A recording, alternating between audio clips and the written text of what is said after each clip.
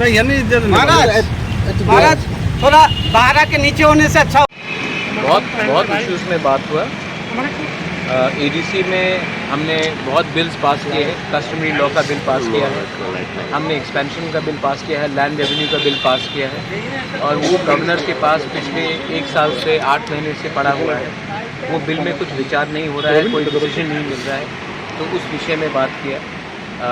ADC में funding का problem है। हेल्थ का हमने बहुत स्कीम्स उठाया है, लेकिन गवर्नमेंट ने अभी तक फंड रिलीज़ नहीं किया है, उस विषय में बात किया।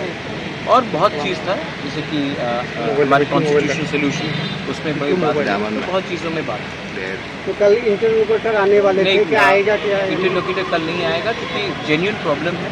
मणिपुर में सिचुएशन बहुत ही ख़राब है, और इंटरलोकेटर से भी मेरा बात हुआ है, सीएम का भी बात हुआ है AK मिश्रा जी से, और वो थोड़े दिन के बाद आएंगे। उन्होंने मुझे 2 बार आज फ़ोन किया और रिक्वेस्ट किया कि मुझे थोड़ा समय दीजिए, क्योंकि मणिपुर में सिचुएशन बहुत ख़राब है और उनको इमीडिएटली मणिपुर जाना पड़ रहा है।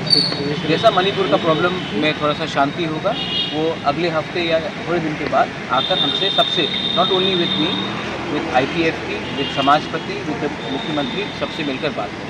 सर सीएम सर से को आप जाने वाले थे होम मिनिस्टर से? मैं 10 तारीख को होम मिनिस्टर से दिल्ली में मिलूँगा। सर जो विषय में बातचीत हुआ, सीएम सर का रिप्लाई क्या? सीएम साहब से आप डायरेक्टली पूछ लीजिए उनका क्या रिप्लाई था।